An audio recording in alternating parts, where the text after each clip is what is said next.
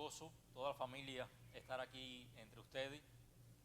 Son muy queridos, esta madre iglesia, y tenemos buenas amistades y apreciamos la obra que Dios está haciendo entre ustedes. Al pastor Reniel, su familia y el liderazgo de esta iglesia, siempre animándoles a que sigan la obra que Dios les ha llamado y que su obra siga extendiéndose para su gloria. También agradezco las oraciones. Sé que algunos están orando, muchos están orando por nosotros, nuestra familia. Estamos en un proceso de plantar una nueva iglesia y esto siempre trae grandes desafíos. Que el Señor pues nos siga guiando y ayudando para que podamos seguir extendiendo su reino. El pastor Renier me estaba invitando para que compartiera en la tarde de hoy la palabra de Dios. Sé que están dando un estudio sobre la segunda carta de Pedro y yo le pedí permiso al pastor para hacer una pausa y dar otro tema, porque la segunda carta de Pedro, por supuesto, lleva mucho estudio y yo no estaba siguiendo la secuencia del estudio, pero una carta interesante y siempre de utilidad para edificación de la iglesia. Yo quiero compartir con la iglesia en esta tarde una parábola. Bueno, en las últimas semanas he estado enseñando sobre las parábolas que enseñó nuestro Señor Jesucristo. Y es interesante que nuestro Señor Jesucristo usó esta forma didáctica para la enseñanza, las parábolas. Lo hizo de forma intencional, fíjate que no fue algo casual, fue intencional.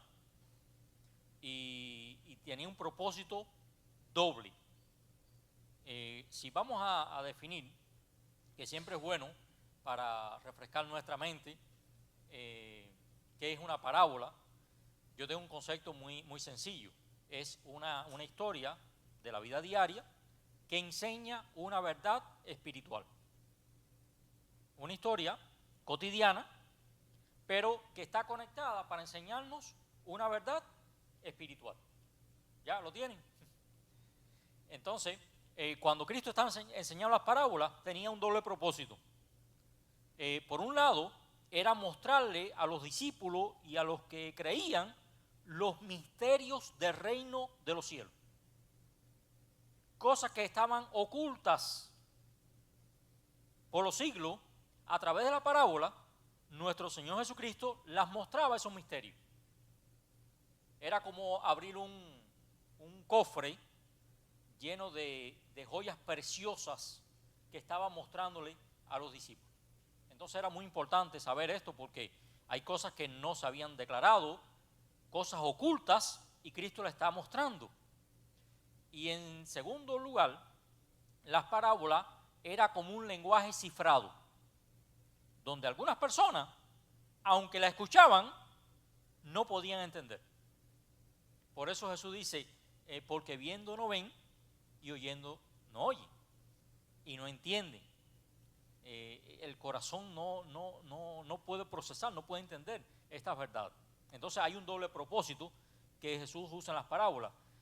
Yo uso una ilustración, es como una cortina de una de estas ventanas. Si usted corre la cortina, puede ver claramente todo lo que hay en el parqueo. Pero si la cortina está cerrada, usted sabe que ahora hay luz al otro lado, pero no puede ver con claridad quizás qué hay. Quizás ve un auto, pero con poca visibilidad. No puede describir quizás el color o de quién es el auto. Y así es la parábola. Por un lado es como la cortina abierta que se puede ver, y por otro es como una cortina cerrada que no se puede ver con claridad. ¿Y de qué depende que uno pueda ver o no ver? Depende de la disposición del corazón. Depende de la disposición del corazón. Cuando una persona cree y está escuchando lo que Jesús dice y cree, entonces puede entenderla. Y cuando no. Así fue lo que Cristo nos estaba transmitiendo.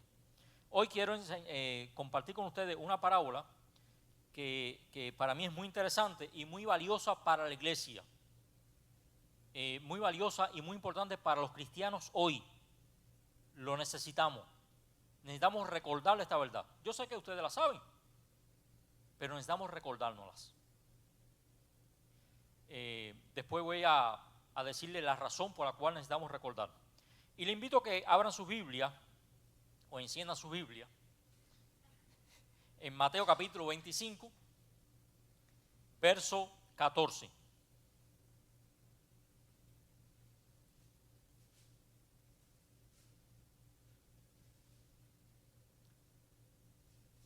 Mateo 25, verso 14.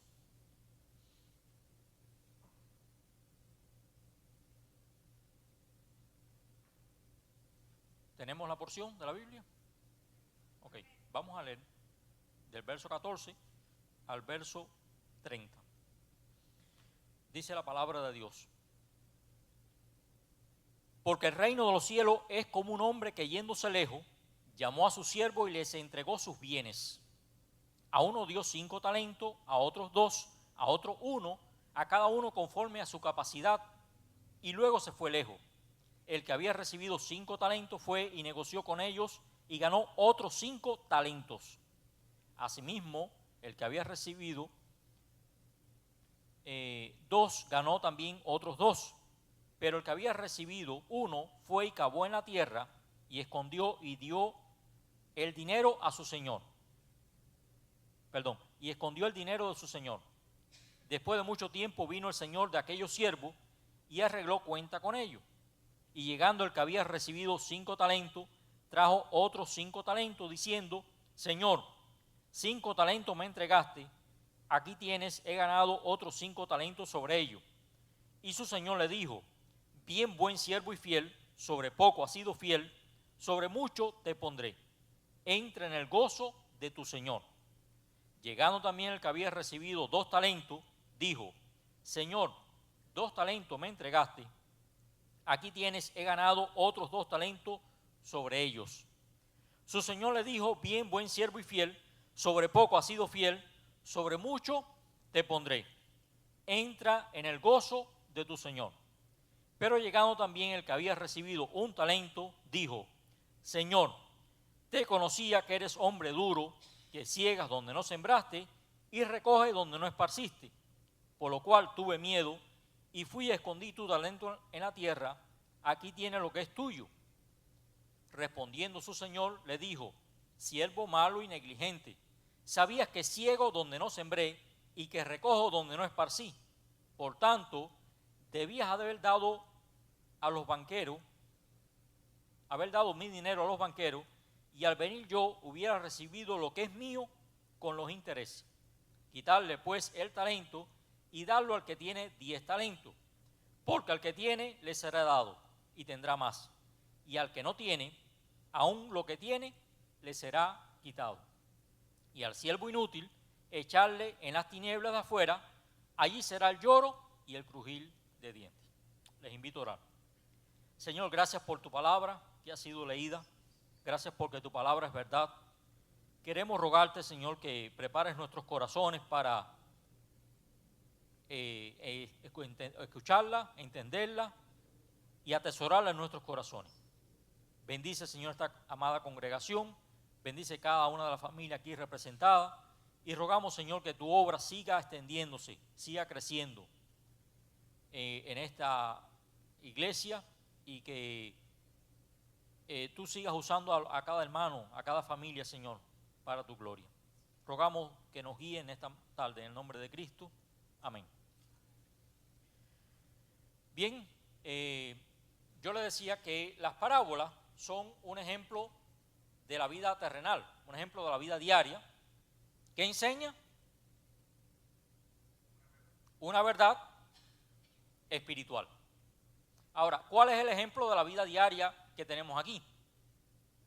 Tenemos un ejemplo tomado de la vida cotidiana, que Jesús lo tomó, y era de un hombre que tenía posesiones, tenía bienes, y dice que los repartió a su siervo. Los repartió de acuerdo a cómo él entendía que era la capacidad de cada uno poder administrarlo. Y le dio ciertas cantidades. Dice, a uno dio 5 talentos, a otro le dio 2 y a otro le dio 1. Es decir que aquí tenemos un ejemplo. Ahora, tenemos este tipo de ejemplos en nuestros días hoy. Algo similar, quizás no exacto, pero tenemos algo parecido. ¿Alguien puede decir algún ejemplo?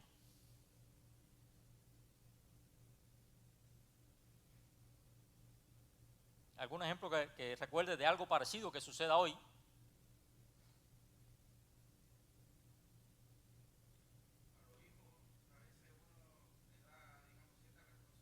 Exacto. Exacto. ¿Qué otro ejemplo se le...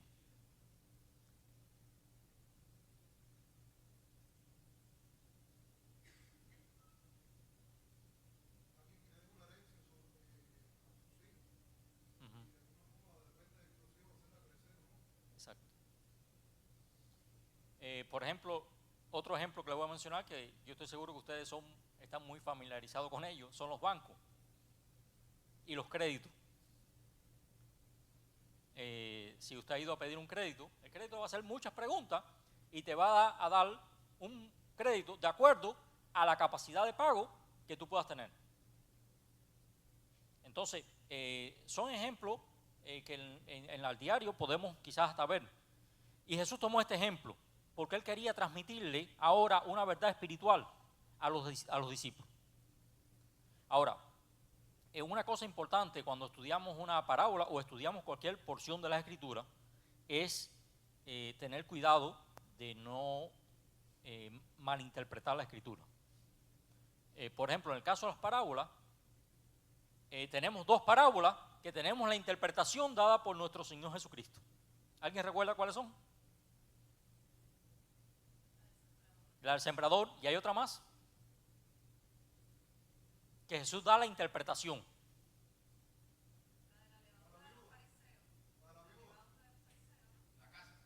No. No.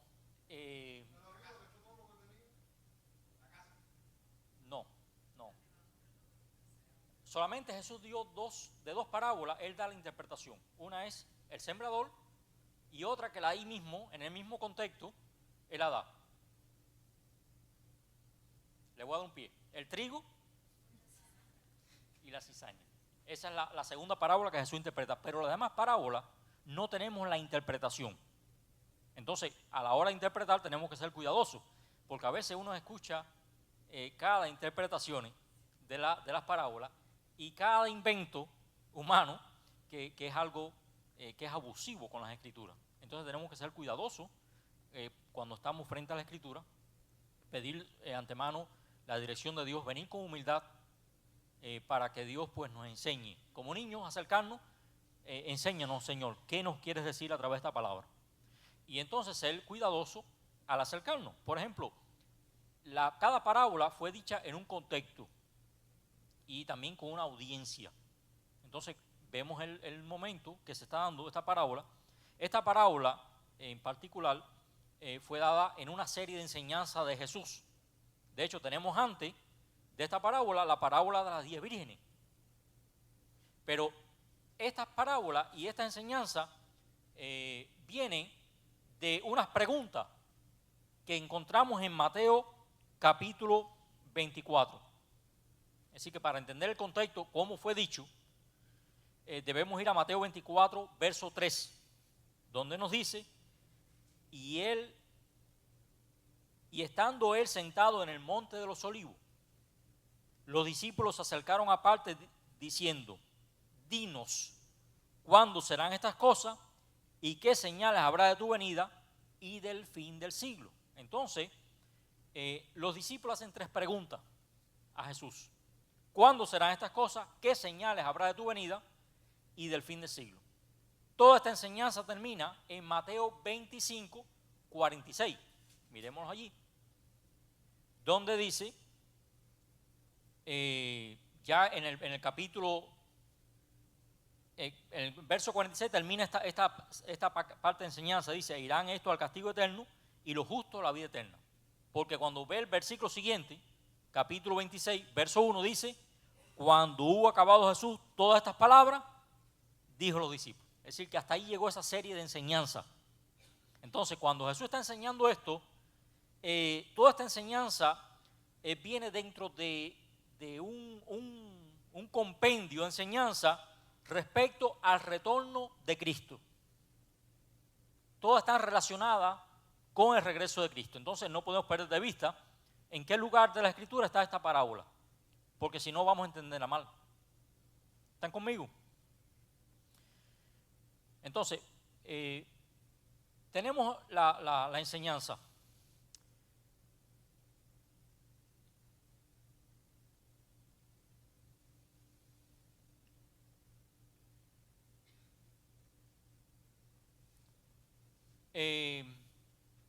Tenía aquí la parábola dicha en un lenguaje quizás más popular. La misma parábola dicha en un lenguaje popular, pero no la voy a leer por cuestiones de tiempo. Pero podemos quizás también ver una versión de la Escritura en lenguaje sencillo para leerla. Y eso nos va a dar mucha claridad en cuanto al pasaje. Así que le animo a que lo puedan buscar quizás en internet. Ahora, en la parábola vemos que los 3 siervos recibieron cantidades distintas de bienes. Fue una cantidad distinta, no fue parejo. No fue una repartición igual. Es decir, que la base de la distribución está establecida en base a la soberanía de Dios, en la soberanía del amo y en la capacidad de quien le iba a recibir, en la capacidad individual de los siervos. El término capacidad que encontramos aquí se traduce del vocablo griego dunamis, que significa poder, fuerza, eficacia, energía o habilidad. Es el término que se usa aquí como capacidad. De manera que Dios nunca va a demandar algo del creyente que no sea capaz de poder rendir bajo el control y el poder del Espíritu Santo. A veces pensamos que Dios nos va a dar una demanda mayor de la que tú y yo podemos hacer. Y no será así. Dios no nos va a dar más, pero sí Dios nos da de acuerdo a nuestra capacidad, pero no la capacidad meramente humana, sino la capacidad cuando estamos rendidos bajo el control y el poder del Espíritu Santo. Que el rendimiento nuestro va a ser mucho mayor, mucho mayor, cuando estamos bajo el control y el poder del Espíritu Santo. Cuando vemos la parábola nos damos cuenta de que 2 siervos rindieron ganancias equivalentes a lo que recibieron, al 100%, y recibieron el mismo premio. El que había recibido 5, ¿cuánto ganó? 5, fue al 100%. El que había recibido 2, fue al 100%. Ahora, uno esperaría, por el pensamiento humano, que el que había ganado 5, óyeme, este premio debe ser mayor, debe tener más recompensa. Pero sin embargo la recompensa, el premio, es idéntico. Es el mismo premio. Las palabras son iguales. Dice que sin demora cada uno negoció, ganó, y después de mucho tiempo, y esta palabra mucho tiempo está dando a indicar dentro del contexto que se da la parábola el tiempo entre la partida de Cristo y su retorno. Después de mucho tiempo vino el Señor y recompensó a los siervos fieles en 3 maneras. Es decir, que los siervos que fueron fieles, que ganaron al 100%, el que ganó 5 y el que ganó 2, que recibieron el mismo premio, fueron recompensados de 3 formas. En primer lugar, una alabanza encarecida, encomio, una alabanza encarecida. ¿Cuál fue? Bien, buen siervo. Son palabras muy agradables. Bien, buen siervo y fiel. En segundo lugar, fueron encargados a mayor responsabilidad. Fueron encargados a mayor responsabilidad. Sobre poco has sido fiel, sobre mucho te pondré. Y también, en tercer lugar, fueron premiados, fueron recompensados a una invitación a gozarse de la presencia del Señor. Entra en el gozo de tu Señor. Entonces fueron recompensados de tres formas diferentes. En primer lugar, encomio, una alabanza encarecida. En segundo lugar, el ser encargado a mayor responsabilidad. Sobre poco has sido fiel, sobre mucho te pondré. Y en tercer lugar, a entrar en el gozo de su Señor. A una invitación de la presencia de Dios mismo.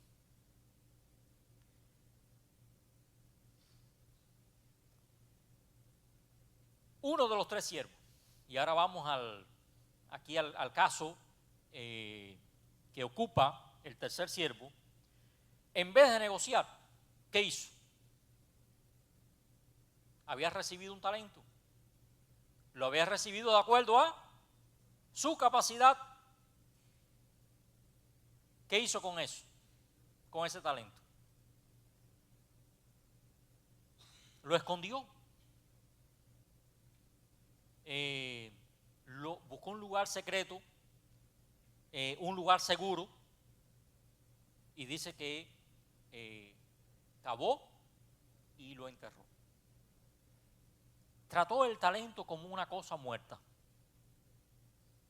como algo ya hay que enterrarlo, vamos a enterrarlo ahí, dejarlo guardado ahí, está oculto, está seguro, no le va a pasar nada, está ahí.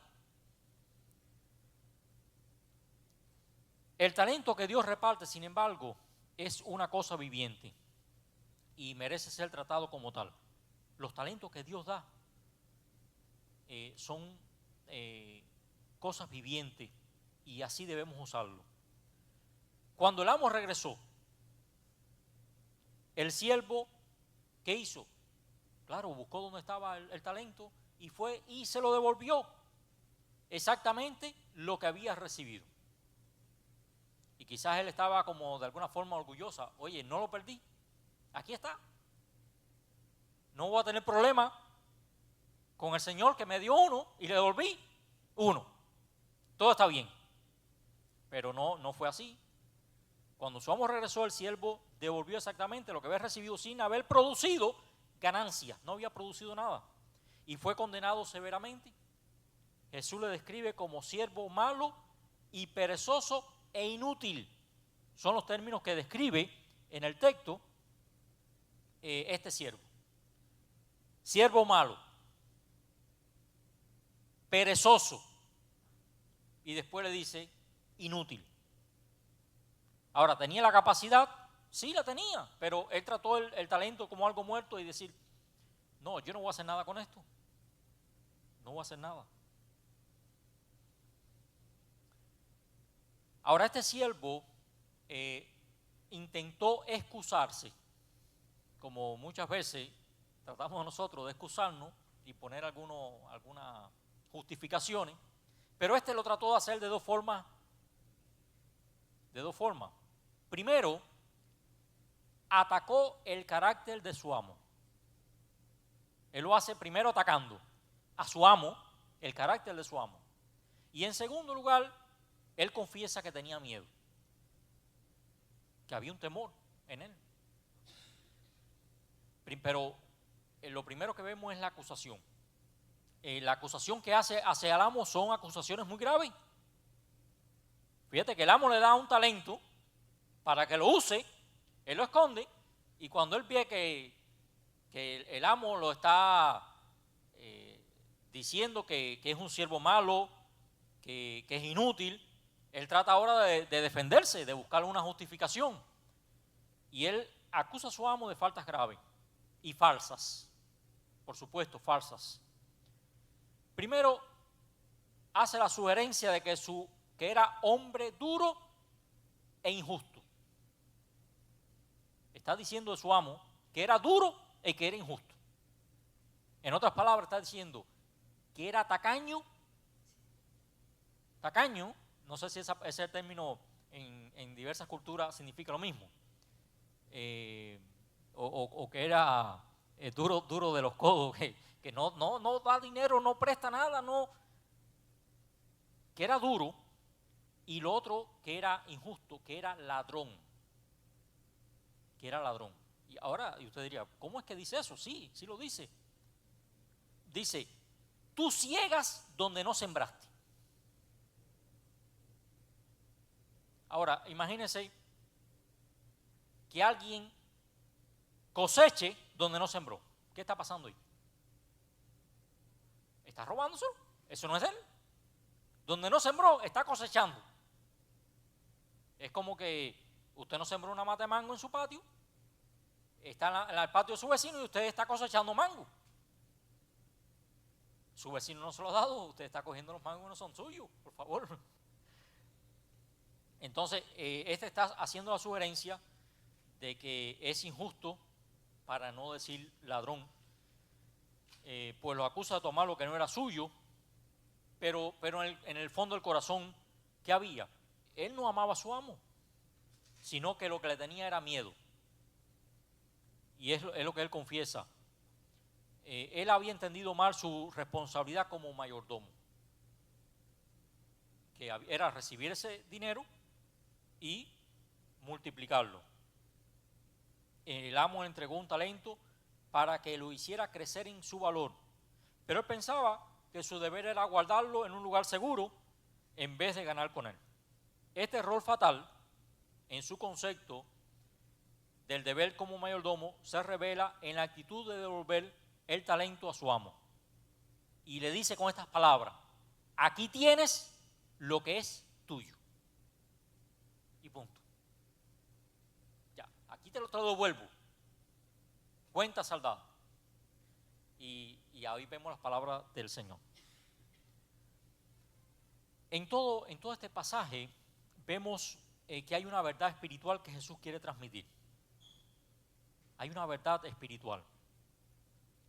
Este pasaje, dicho en el contexto en la espera del retorno de Cristo, en la espera de su regreso, de su segunda venida, nos está ilustrando la enseñanza de la mayordomía integral. Todos los creyentes somos mayordomos, somos administradores de Dios. Somos administradores. Es importante recordar que Jesús se dirigía a sus discípulos ilustrando un principio general del reino que se aplica a todos los seguidores de Cristo en todas las edades. Y sirve de estímulo y sirve de advertencia. Este texto que estamos estudiando hoy nos sirve de estímulo y a la vez de advertencia. De estímulo porque saber, estoy de alguna forma usando mis talentos, mis dones, mis habilidades, lo que Dios me ha dado, yo lo estoy usando, pero si no, me puede estar sirviendo de advertencia. ¿Qué estoy haciendo yo hoy? Tenemos una sola vida aquí en la tierra. Tenemos un tiempo limitado. Dios nos ha confiado cosas a nosotros de acuerdo a nuestra capacidad, pero no tenemos toda la eternidad para hacer uso de ello. Hay un tiempo, un límite. Y hay una verdad espiritual a través de todo esto. Cada uno de nosotros tenemos que rendir cuentas a Dios por la administración de las habilidades, oportunidades que hemos recibido. Cada uno de nosotros. Y seremos premiados en base a la fidelidad y el ser fructífero. Es decir, que Dios va a premiar.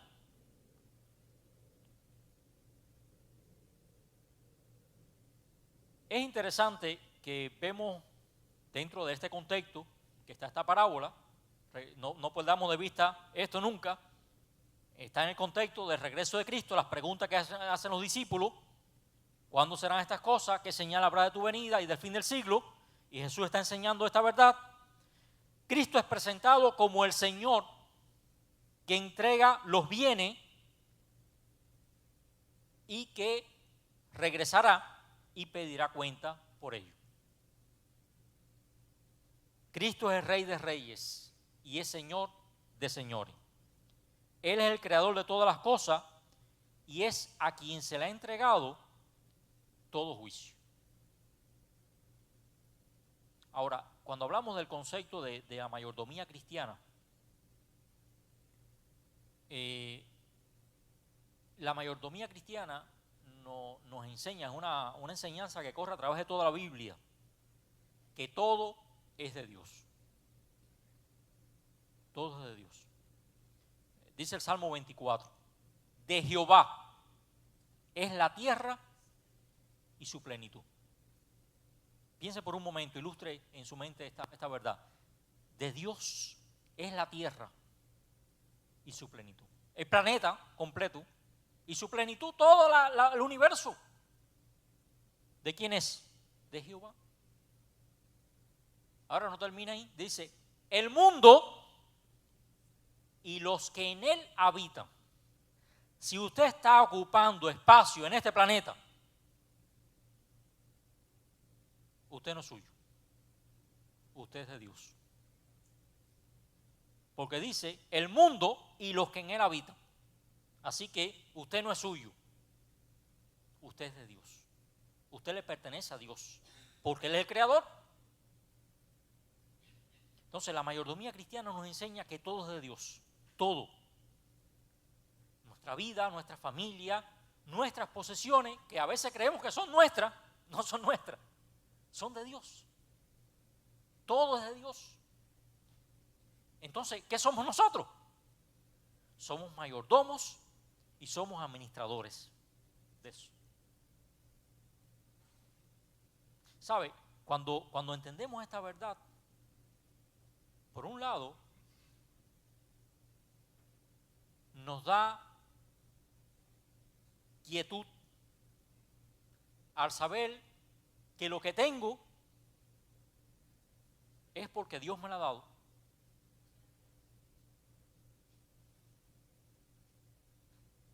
Y no tengo que estar desesperado por tener lo que tiene otra persona. Porque Dios puede haberle confiado a otra persona más. No hay problema con eso. Fue de acuerdo a su capacidad. Así que yo estoy tranquilo. Esto es lo que Dios me ha dado. Pero lo que Dios me ha dado, yo tengo una responsabilidad. Tengo que ser fiel y tengo que ser fructífero con lo que Dios me ha dado. Dios te ha dado dones, mi hermano. Dios te ha dado talentos. Dios te ha dado habilidades. Y tú eres una persona única en este mundo. Eres único. No se ha repetido. No hay otro igual que tú. Dios te ha hecho único. Y Dios te ha dado todas estas oportunidades y habilidades para que tú lo uses para su gloria, para que tú lo multipliques. Todo lo que ha dado. Si usted coge un papel en blanco y empieza a escribir todo lo que Dios te ha dado, desde tu vida, tu familia, desde posesiones, desde talento, desde habilidades, dones espirituales, todo eso, todo ese conjunto, usted lo escribe y usted lo puede mirar y decir, ¿qué hago con todo esto? No hay otra persona igual. Si hacemos este ejercicio y cada uno se sienta en algún lugar y comienza a escribir, no va a haber dos hojas iguales. No lo va a haber. Dios te ha hecho único y lo ha hecho, y todo lo que te ha dado es para que lo uses para su gloria.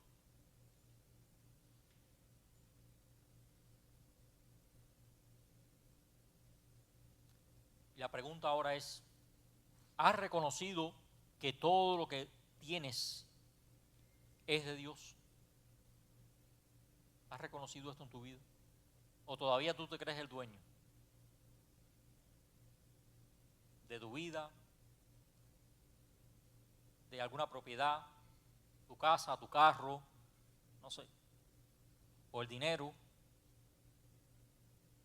Todo lo que tenemos es de Dios. Y es bueno poder reconocer que es de Dios y podamos rendirlo a sus pies. La vida, la familia, casa, dinero, tiempo, posesiones, todo es de Él.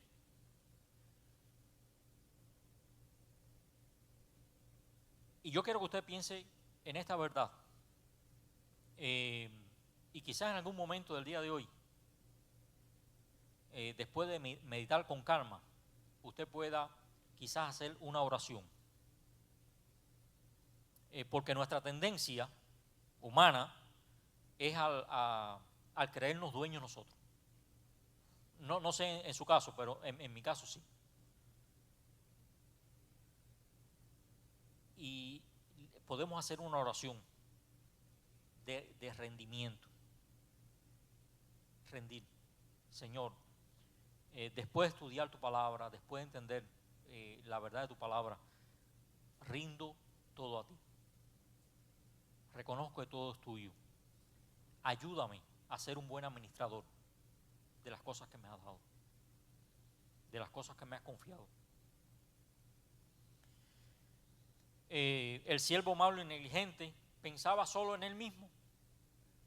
Quería evitar riesgo para protegerse de su amo, pero éste lo castigó por su egocentrismo. Hay un castigo. No debemos buscar excusas para no hacer lo que Dios nos llamó a hacer. Si Dios es nuestro amo, debemos estar dispuestos a obedecerle. Y Él se va a encargar de multiplicar las cosas.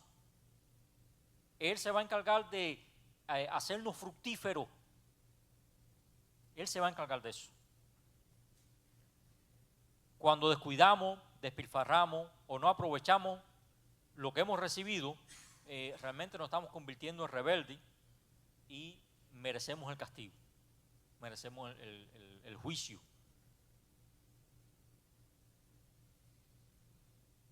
Jesús volverá. Sabemos que es así. Volverá por su iglesia. Todo el Nuevo Testamento nos enseña esta verdad y está recordándonos esta verdad. La segunda carta de Pedro que están estudiando recuerda esa verdad. El día del Señor está cerca. Está cerca, está a las puertas. Los apóstoles estaban viviendo y esperando ese día. La iglesia ha estado pendiente de ese día. Tú y yo estamos pendientes, debemos estar pendientes de ese día del retorno de Cristo. El día y la hora no lo sabemos, no lo sabemos. Significa esto que debemos usar con diligencia nuestro tiempo, nuestros talentos, nuestras pertenencias a fin de servir a Dios en todo lo que hagamos. Y todo lo que hagamos sea una expresión de nuestro amor a Dios y en espera de ese día glorioso cuando Jesús regrese. Y ese día glorioso cuando Cristo venga, podamos escuchar las palabras afables y gloriosas dichas no por alguien que venga y te ponga la mano en el hombro y te diga, oye, estás haciendo un buen trabajo, sino las palabras de Cristo que nos diga, bien, buen siervo y fiel. Sobre poco has sido fiel, sobre mucho te pondré. Entra en el gozo de tu Señor. Esas palabras valen más que cualquier dinero y tesoro de este mundo. Que esas palabras sean el aliento para poder usar todo lo que hemos recibido de Dios, usarlo de una forma fiel y fructífera. Que Dios les bendiga ricamente, es mi mayor deseo.